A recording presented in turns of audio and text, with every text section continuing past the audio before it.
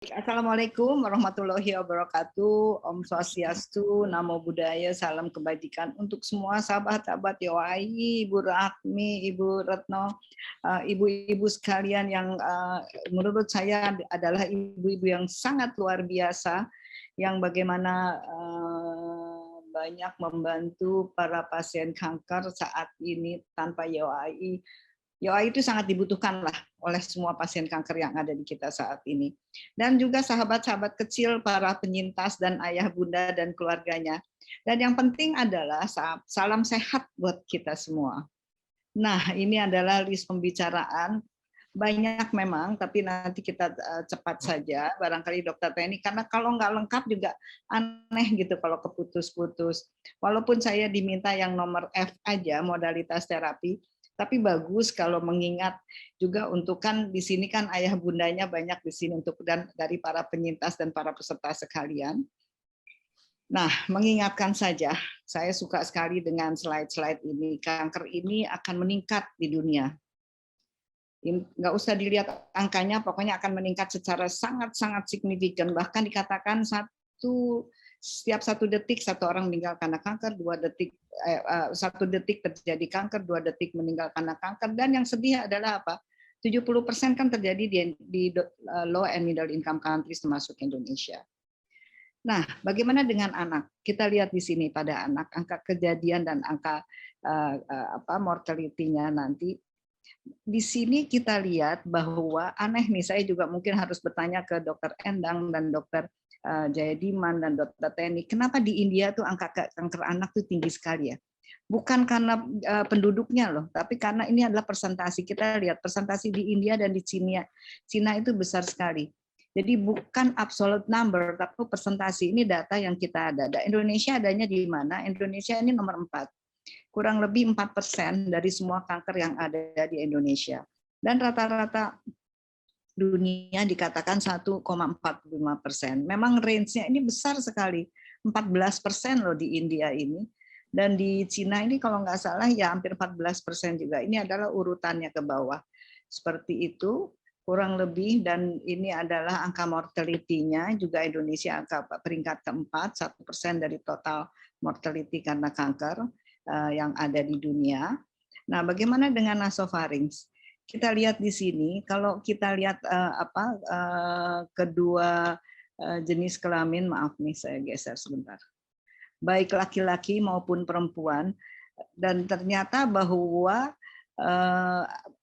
angka kejadian dan angka mortality-nya ada nasofaring sini pada peringkat ke-7. Akan tetapi angka kejadiannya memang tidak terlalu tinggi, rendah. Akan tetapi kenapa keluar di dalam 10 besar dari angka kematian? Tandanya bahwa angka kanker nasofaring ini perlu dicermati dengan lebih baik lagi. Nah, kalau kita lihat di dunia, memang secara umum nasofaring ini adalah kanker nasofaring ini adalah kanker yang lebih banyak ditemukan di daerah Southeast Asia, bukan Southeast Asia, Asia Timur mungkin. Jadi yang paling tinggi ini adanya di Cina. Kemudian ada di Indonesia itu adalah peringkat nomor 2, yaitu kita ketemukan 14-15% dari semua keganasan yang ada itu adalah kanker nasofaring secara umum. Nanti kita lihat lagi bagaimana besaran porsinya pada anak-anak. Tapi memang ini adalah kanker yang ditemukan mostly di Cina, di Guangzhou, kalau kita tahu, dan di Eropa atau di Amerika itu sangat-sangat rendah sekali. Hanya berapa di sini angkanya di Eropa itu hanya 1,7%, di Amerika. Di Amerika 1,7%, jadi kecil sekali. Nah, ini adalah angka kejadian kanker anak di Indonesia adalah nomor peringkat ke-5, di mana kalau dari semua kejadian kanker anak yang ada, dan kalau tapi di RSCM ini adalah ke-8. Mungkin di RSCM ini sebagai pusat rujukan nasional lebih banyak dikirim kanker-kanker yang lebih sulit dan memperlihatkan bahwa kanker nasofarinks karena treatment of choice-nya adalah radioterapi sudah banyak bisa diterapi di daerah-daerah asal dari pasien tersebut. Jadi relatif memang jarang. Hal yang perlu dicermati tadi memang saya pikir akan keluar di Prof. Jayadiman bahwa angka kematian anak dari waktu ke waktu memang menurun. Lihat di Indonesia juga cukup menurun. Akan tetapi tetap kalau dilihat secara overall di dunia, angka perbedaannya di negara di high income countries dan low middle income countries adalah 20 dan 80 gitu. Kalau di sana 80 survive, di sini 20 survive. Kira-kira seperti itu. Itulah kenapa kita memang harus hand in hand bersama-sama untuk bagaimana memperbaiki hasil terapi pada kanker pada anak-anak ini. Penyebabnya adalah mungkin di low middle income countries ini kurangnya diagnosis, kesalahan diagnosis, keterlambatan diagnosis, hambatan karena akses kesehatan, kemudian pengobatan yang sering harus terdelay, kemudian dan lain-lain hal lagi. Nah, bagaimana dengan kanker nasofarinks pada anak? Sebelumnya kanker, kita bicara dulu kanker. Mungkin udah lama kita tidak lihat. Ini adalah skematis yang sangat sederhana sekali. Yang sebelah kanan ini adalah semua benjolan yang ada abnormal di badan itu namanya adalah tumor. Tumor itu ada yang ganas, ada yang jinak.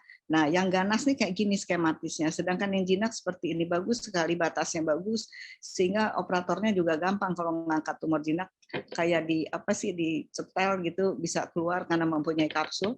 Sedangkan yang ganas seperti ini, dia selnya masuk di antara sel-sel normal, bahkan ada nih masuk ke kelenjar, dia nyembar lewat kelenjar, masuk ke pembuluh darah, masuk lewat pembuluh darah. Ini adalah gambaran secara skematis apa yang disebut sebagai kanker. Nah, kalau nasofarinks itu ada di mana? Ini nasofarinks. Jadi kalau ini hidung, ini mulut, di antara mulut dan hidung ini adalah nasofarinks. Ini kita bisa dengarkan deh. The throat, also known as the pharynx, has three parts. The upper part is the nasopharynx, which is located at the back of the nose and above the soft palate, the soft roof of the mouth. The nasopharynx connects the nasal cavity to the oropharynx, the space behind the mouth where the tonsils are. This allows air breathed into the nose to be carried down through the voice box into the lungs. Nah. It also allows mucus from the nose to be swallowed or spat out. Ya, jadi itulah nasofarinks, sudah lebih jelas adanya di mana. Nah, sekarang apa gejala dari kanker nasofarinks? Gejalanya apa? Tapi untuk anak-anak kan sulit ya untuk mengemukakan apa yang dirasakan. Maka diperlukan ayah bundanya, penting sekali. Jadi gejalanya bisa terdapat. Pokoknya karena tadi lokasinya, kalau kita kembali lagi, lokasinya ini adalah di sini adalah hidung, di sini adalah mulut, di sini adalah telinga, di atas sini adalah pembuluh darah, saraf-saraf untuk mata. Sehingga pasti gejalanya menyangkut keempat organ itu. Jadi ada terdapat benjolan, kemudian ada berasa ada nggak enak di tenggorokan, kemudian ada telinganya berdenging, sakit kepala, kemudian ada nyeri atau kayak kram di wajah, pandangan kabur, pilek bolak-balik pilek, kadang-kadang dengan ada darah, kemudian bicaranya juga bisa terganggu, nyeri menelan dan sebagainya. Ini adalah gejala yang biasa ditemukan pada kanker nasofarinks dan juga pada anak-anak.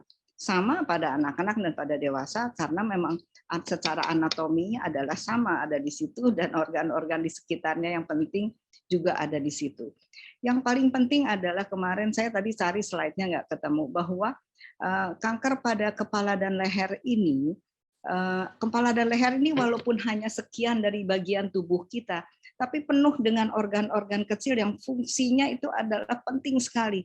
Fungsi melihat, mendengar, mencium, merasa, bicara, dan sebagainya adanya adalah di kepala dan leher.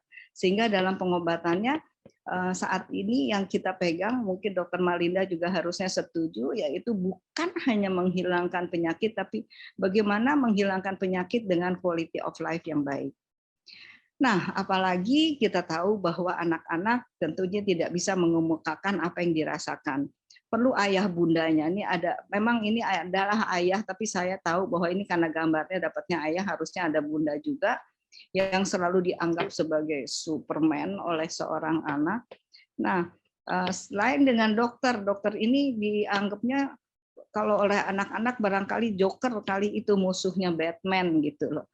Jadi lebih terbuka anak-anak itu untuk berbicara ke orang tuanya daripada mungkin ke dokter. Apa yang dilihat oleh seorang anak terhadap orang tua dan terhadap tenaga medis tentunya berbeda. Jadi intinya peran orang tua sangat penting untuk mengenali gejala adanya kelainan pada anak.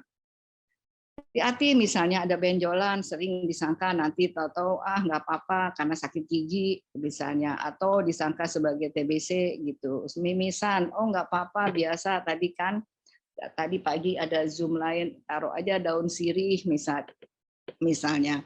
Hal-hal seperti itu harus diperhatikan. Kalau terjadi berkelanjutan, maka harus datang ke dokter. Dokter yang tepat dalam hal ini ada Dokter Marlinda di sini yang nanti akan juga memberikan tambahan-tambahan apa yang harus diperhatikan pada kanker nasofarinks ini. Faktor risiko. Kan kita tahu apa sih faktor risiko? Faktor risiko itu adalah kalau kita tanya, tadi kan Dokter Jayadiman bertanya, apakah kanker itu diturunkan? Apakah kanker itu menular? Apa sih sebabnya kanker? Kita kan nggak pernah bisa menjawab apa itu penyebab kanker. Yang kita ketahui adalah faktor risiko.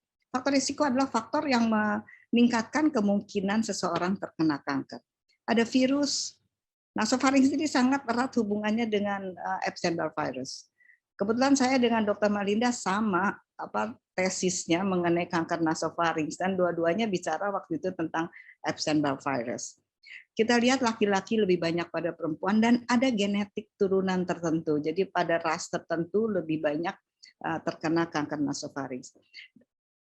Beruntungnya kanker nasofarinks ini lebih banyak ditemukan pada usia di atas 10 tahun. Jadi jarang sekali ditemukan. Jadi sering pada anak remaja daripada pada usia di bawah 10 tahun. Sehingga lebih mudah tadi kesulitan menceritakan gejala juga dan sebagainya itu menjadi lebih dapat diatasi. Jadi faktor resikonya seperti ini. Tentunya tidak tepat faktor resiko yang biasa kita canangkan pada orang dewasa. WHO mengatakan bahwa no tobacco, anak-anak nggak tobacco kok, healthy diet, anak-anak insya Allah sih makannya apa yang diberikan oleh orang tuanya. Nggak tahu kalau zaman sekarang yang banyak yang, dan juga bagaimana hidup bersih sehingga tidak infeksi. Nah itu benar. Dikatakan kalau orang dewasa kan 30-50% kanker dapat dicegah hanya dengan melakukan pola hidup sehat yang kita sebut sebagai pencegahan primer. Bagaimana pada anak-anak yang kita tahu, yang kita bisa kenal hanya faktor resiko yang 3 ini, 4 dengan angka kejadiannya, sehingga agak sulit untuk menerapkan, tapi tetap apa yang bisa diterapkan kita terapkan sebagai bagian dari pola hidup sehat. Jadi kuncinya adalah gaya hidup sehat. Nah, kalau pada orang dewasa kita tahu ada pencegahan primer. Jadi dari mulai sel kanker itu sel normal menjadi dia prekanker kemudian jadi kanker, ini butuh waktu. Contoh aja kalau pada kanker mulut rahim itu butuh waktunya 3-17 tahun. Nah, ini pada anak-anak tentunya ini tidak terlalu berlaku apalagi pada kanker nasofarinks. Jadi yang hanya kita bisa lakukan adalah hanya pencegahan primer. Pencegahan primer tadi apa? Kenali gejala dengan baik. Dan kalau sudah dikenal gejala, harus datang ke dokter yang tepat. Nah, karena kita ketahui bahwa 4 pendekatan utama pengendalian kanker yang kita bisa terapkan pada kanker nasofarinks pada anak-anak ini adalah hanya deteksi dini. Saya tidak pernah, mungkin nanti Dr. Marlinda bisa menambahkan bagaimana kita melakukan mencegah faktor resiko, karena faktor resikonya pun adalah genetik kan satu-satunya mungkin adalah bersih, jadi mencegah terjadinya infeksi dan makanan yang sehat. Nah, kita sudah berbicara tentang kemungkinan melakukan deteksi dini. Nanti Dr. Malinda mungkin akan menambahkan berbagai laboratorium harus dilakukan dari mulai penanda tumor, yaitu ini semua berhubungan dengan apa? Dengan virus Epstein-Barr. Kemudian diambil sampel apakah dengan brushing atau dengan biopsi, kemudian diperiksa juga EBV, kembali lagi yang berhubungan karena memang dikenal bahwa hampir 100% dari kanker nasofarinks itu berhubungan dengan infeksi nasofarinks. Kemudian pemeriksaan radiologis. Nah, kenapa penting deteksi dini? Tadi Dr. Jaya juga Prof. Jaya juga sudah mengatakan selalu itu adalah fenomena yang paling sederhana bahwa semakin dini kita mengobati maka akan lebih tinggi angka keberhasilan terapinya. Yang perlu saya tambahkan adalah bahwa juga biaya akan jauh lebih murah. Seperti ini. Akan tetapi KNF pada anak ternyata seringkali terdiagnosa pada stadium yang sudah lebih lanjut lokal. Jadi deteksi dini gimana? Kenali faktor risiko dan gejala. Kalau ada, periksakan ke dokter yang tepat. Kemudian nanti dokter akan melakukan berbagai pemeriksaan dan sebagainya. Dan kalau ada faktor, saya juga nggak bisa mengatakan faktor resiko apa yang pasti pada anak berbeda dengan kita menangani pada pasien pada melakukan prevensi pada kanker pada orang dewasa. Jadi yang paling penting adalah ini, kenali faktor resiko dan gejala, kemudian periksakan lebih cepat ke dokter yang tepat. Misalnya kita lihat, ini adalah gejala kanker, waspada. Mengingatkan juga pada ibu bapak sekalian, waspada, kenali gejala dan tanda dan gejala kanker secara umum. Karena kalau kita lihat pada anak, ya hubungannya dengan nasofarinks ini adalah ini. Suara serak atau batuk, kemudian ada benjolan, kemudian ada darah lendir yang keluar dari tubuh, yaitu adalah misalnya karena mimisan dan ada flu yang tidak sembuh-sembuh misalnya. Nah, sekarang kita bicara pada diagnosis. Diagnosis itu tentunya pemeriksaan fisik, seorang dokter akan memeriksa, kemudian diperiksakan beberapa pemeriksaan radiologi untuk melihat bagaimana penyebaran tumor tersebut di lokal dan juga diperiksa di tempat lain karena kita bicara kanker. Kanker selalu ada kemungkinan ada di satu tempat, tapi dia mempunyai kemungkinan tadi gambar yang di awal masuk ke pembuluh darah, masuk ke kelenjar limfe, kemudian dia nyebar, sehingga kita harus melakukan pemeriksaan untuk mencari kemungkinan ada metastasis. Kalau untuk nasofarinks ini kita harus lakukan nasoendoskopi, nanti Dr. Marlinda akan menceritakan tentunya pemeriksaan lab tadi sebelumnya ini yang harus kita periksa, dan yang terakhir adalah patologi. Dan yang paling penting adalah bahwa semaksimal mungkin patologi pada kanker nasofarinks itu harus diambil dari nasofarinks dan bukan dari kelenjar. Prof, Ini adalah, maaf, Prof, 5 menit lagi ya, Prof. Ya, ini adalah diagnosis bagaimana menegakkan diagnosis, tentunya tidak mudah pada anak-anak. Kemudian pemeriksaan diagnosis untuk menentukan stadium, dan final adalah diagnosa akhir adalah dari pemeriksaan patologi. Nah, kita sekarang ke pengobatan. Kita ketahui bahwa ada pengobatan 3 jenis besar pengobatan, adalah yang paling penting adalah pengobatan yang terbukti secara berbasis bukti yang disebut sebagai evidence based, bedah, radioterapi, kemudian kemoterapi. Hati-hati dengan pengobatan yang menawarkan ada scientific background akan tetapi belum mempunyai data yang cukup, misalnya krioterapi dan sebagainya. Dan hati-hati adalah pengobatan yang non medik yang tentunya tidak dianjurkan sama sekali.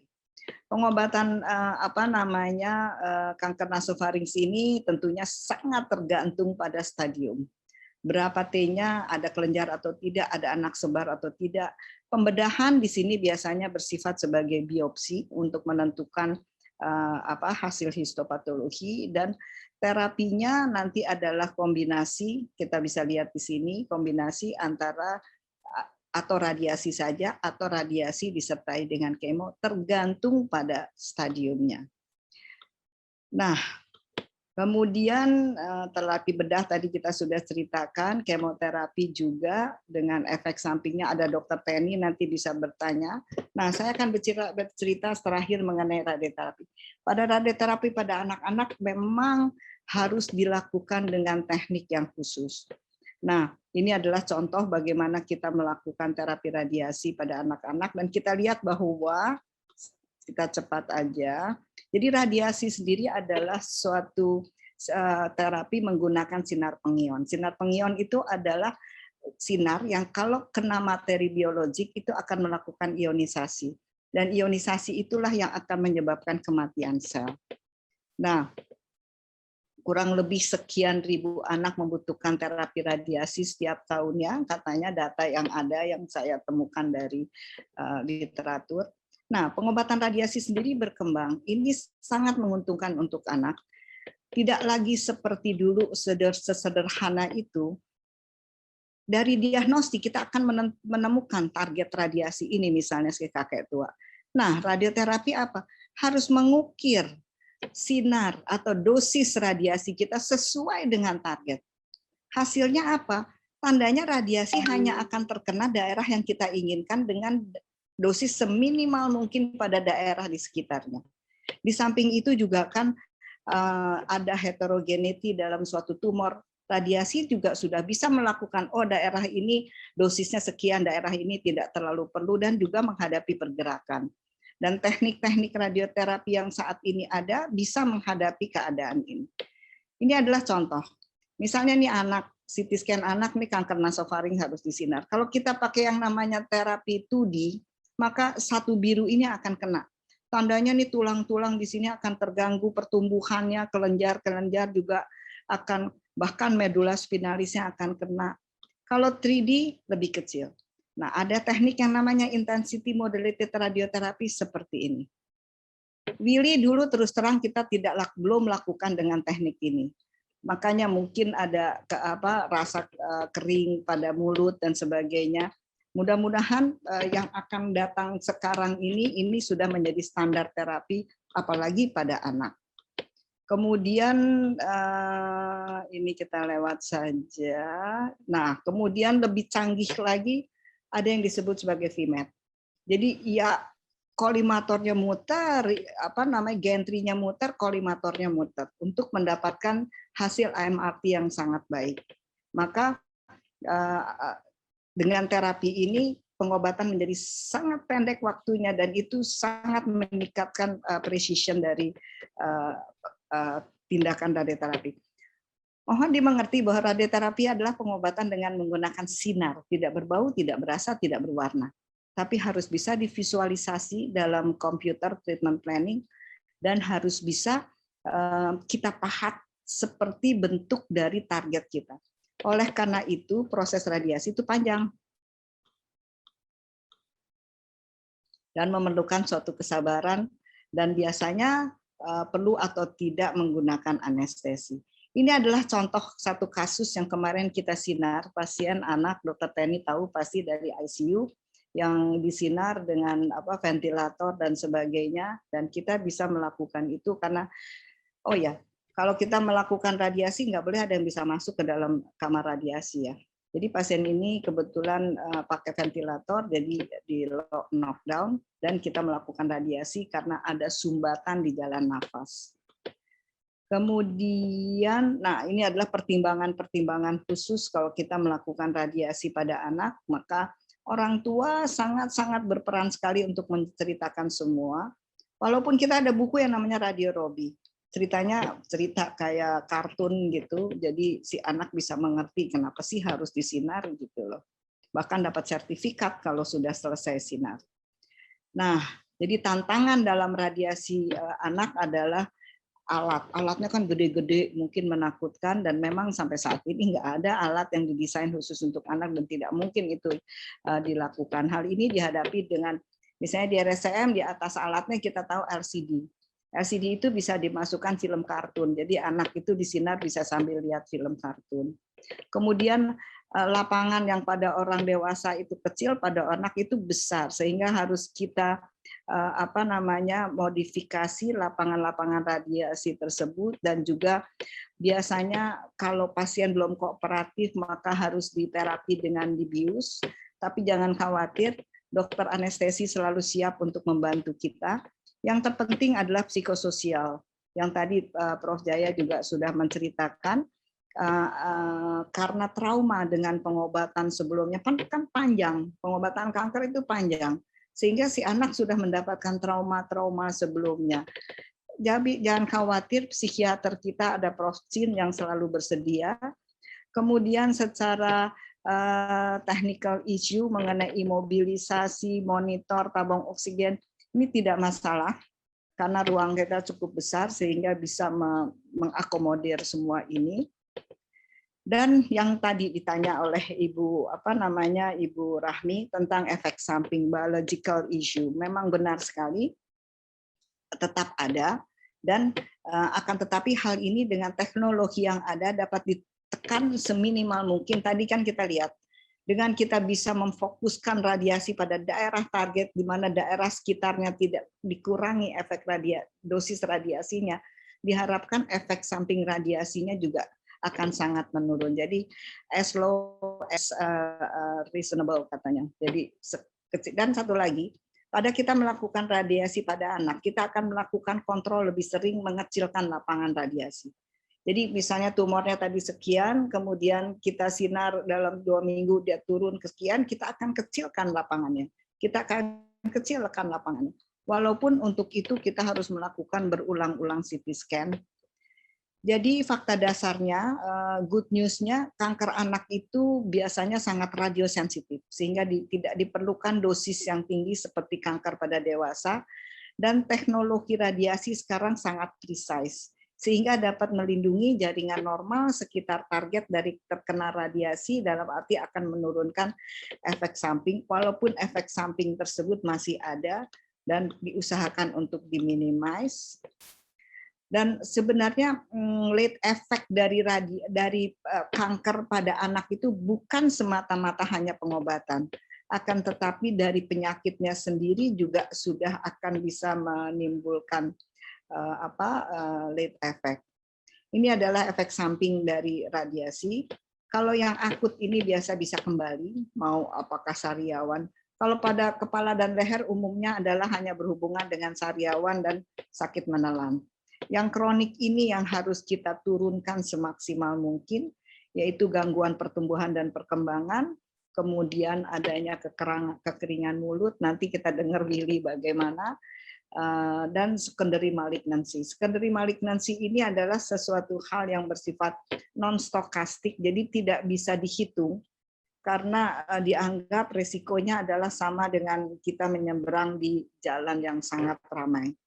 Jadi bukan sesuatu yang bisa kita predik pasti akan terjadi, itu sama sekali tidak.